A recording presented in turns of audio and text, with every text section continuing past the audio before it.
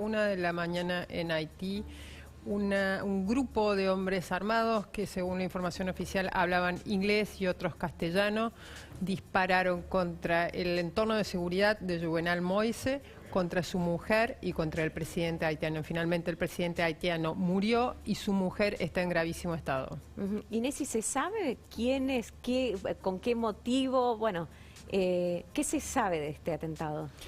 Mira, lo que se sabe hasta ahora es lo que sucedió, pero no hay mucho más dato de quién podría haber sido y cuál es el motivo detrás. Se especulan un montón de datos. Primero, ¿quién podría haber sido? Este grupo llegó al Palacio, a la residencia presidencial, identificándose como agentes de la DEA. Finalmente el gobierno provisorio, que decretó también el estado de sitio, dijo que no había sido así, pero que la única identificación que tenían era que hablaban castellano e inglés. Ahora, ¿cuál es el motivo para este gran magnicidio que golpea a todo Centroamérica, que está muy convulsionada la región en este momento? Haití tiene una deriva no solo autoritaria, sino también violenta desde hace probablemente unos 10, 11 años. Hay un hito en una historia tan golpeada como la de Haití, hay un hito de mayor drama sobre drama, que fue, no sé si recuerdan, el terremoto de Haití en 2010, que dejó entre 200 y 300.000 muertos y destruyó fundamentalmente Puerto Príncipe, la capital haitiana. A partir de allí, la reconstrucción del país fue motivo de corrupción, de inestabilidad, sobre todo inestabilidad política y de muchísima violencia. Y ese es el dato que rodea el asesinato de Juvenal.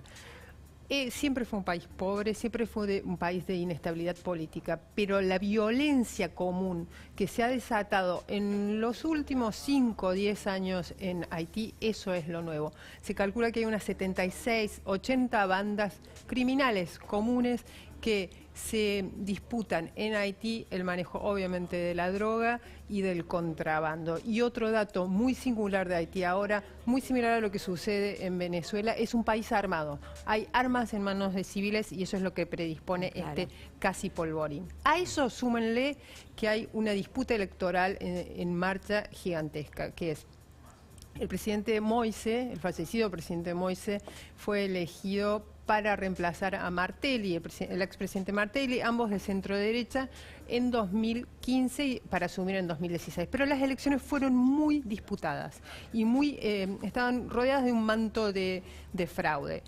Finalmente, un año después, se soluciona la disputa y asume Moïse en 2017, cuando debía asumir en 2016. Y el mandato es por 5 años.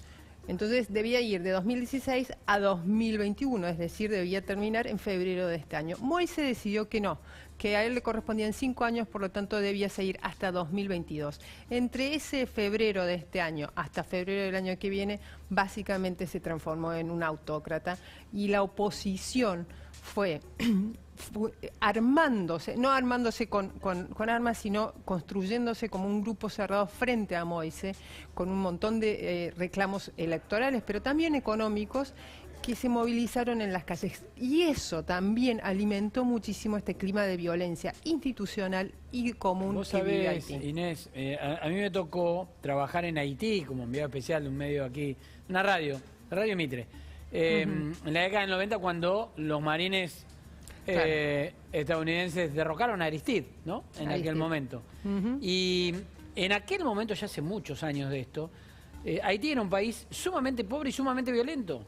Yo recuerdo que era común que los camiones municipales a la mañana muy temprano salieran a la calle a recoger los cadáveres que quedaban de una madrugada libre y sin control. Exacto. Donde moría el que moría y quedaba el que quedaba. Siempre eso, pero esa violencia en Haití fue, vos me parece que debes estar hablando de una banda que se llamaba Los Tonton Macoute, que eran como una banda paraoficial. Sí. Y me parece que también era Baby Doc Duvalier, el presidente que había sido desplazado en ese momento. No, fue Aristide. Era Aristide. Era Aristide, sí. Y eso era violencia, como muy bien describís, pero también era violencia política. Los Tonton Macoute eran como una banda paraoficial, paramilitar. Ahora es una especie de sálvese quien pueda, lo que se ve. Como se ve en otros países centroamericanos, no al nivel de Haití.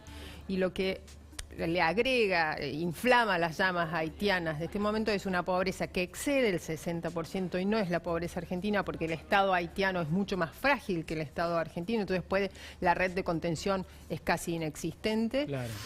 El COVID que está haciendo estragos, no comenzó la vacunación todavía porque el presidente Juvenal Moise había rechazado las vacunas de AstraZeneca que le había ofrecido el fondo COVAX en abril, mayo, bajo el argumento de que los haitianos no necesitaban, porque en ese momento estaba muy chata la curva de contagios. Muy aislados. Exactamente. Bueno, en aquel momento, medio de la década del 90, lo que hacía estragos era el HIV. El cólera. El HIV. Ah, el HIV, Sí, claro. Es más, no había estadísticas, por supuesto, pero se estimaba que podía estar casi la mitad del pueblo haitiano contagiado de HIV. Sí. Sí, el tema de la salud pública haitiana es prácticamente inexistente, digamos, la infraestructura de salud. Como bien contás, el HIV, luego del terremoto, por ejemplo, el terremoto de 2010, hubo una tremenda epidemia de cólera. ¿Por qué? Porque no hay, primero, no hay una infraestructura sanitaria.